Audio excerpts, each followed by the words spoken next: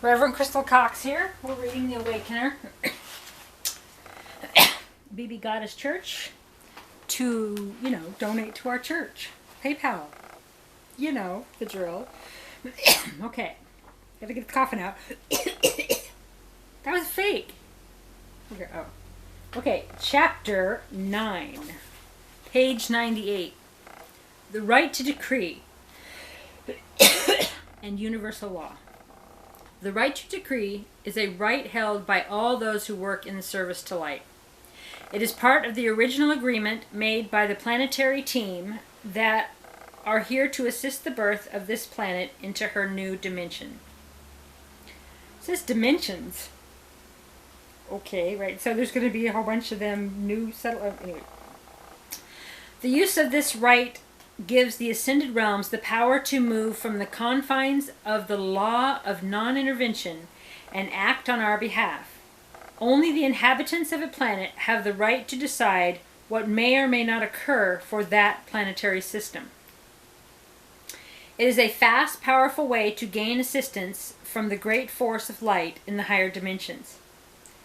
For it to work, it needs to be said 3 times, the power of 3. The power of 3. And needs to be worded so that it is placed within universal law.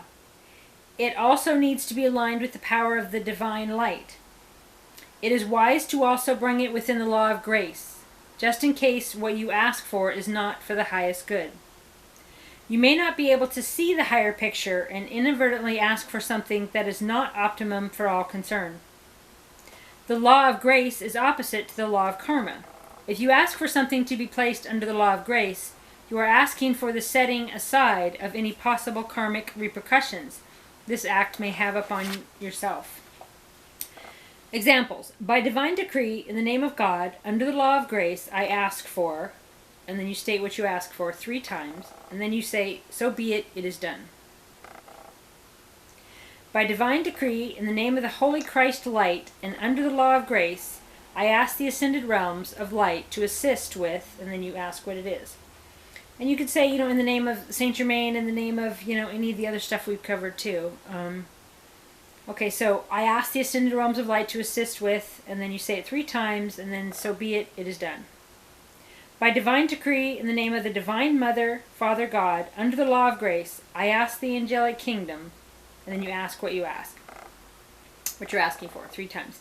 Ascended Masters, Saint Germain, Jesus, Archangel Michael, any of them, Mother Mary, I am present, or whoever that you please. Say it 3 times, and then it is done.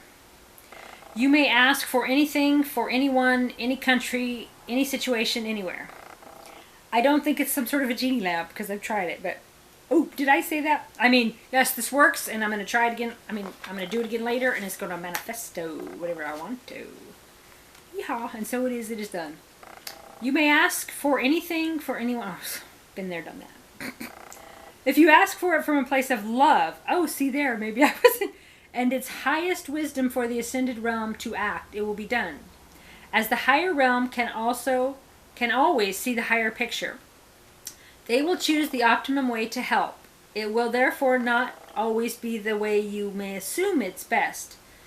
It is a good idea not to make expectations as to the outcome, or you may experience a loss or feel that the decree did not work when it doesn't turn out as you thought it should. You don't need to think about it after you have decreed. Don't tie up your energy by following it along. Simply intuitively decree as it feels right to do so, and then having handed it over to the higher realms, let it go. Let go and let God. Let Goddess. When you hand something over to God, it is not then necessary to keep checking up to see if God is handling it satisfactorily. You got it yet? You got it yet? You got it yet? I'm still waiting. In this way, you can be fully present in the now, ready to perceive the next right thing for you to say or do. So yes, always being present in the moment. So you can choose what your actual preference is. You have to really be present to know the options in every moment. Okay. It is the greatest wisdom to follow universal law at all times. This is the divine flow that always follows the greatest good. Some other universal laws are the law of vibration, attraction, which in parentheses it has everything you put out follows a curve like a boomerang and comes back to you, including every thought. Abundance, free will and choice, group endeavor, manifestation, ascension, unity, goodwill, right human relations, spiritual approach, essential divinity as above, so below. Rights, many rights including the right to one's own space. Yeah.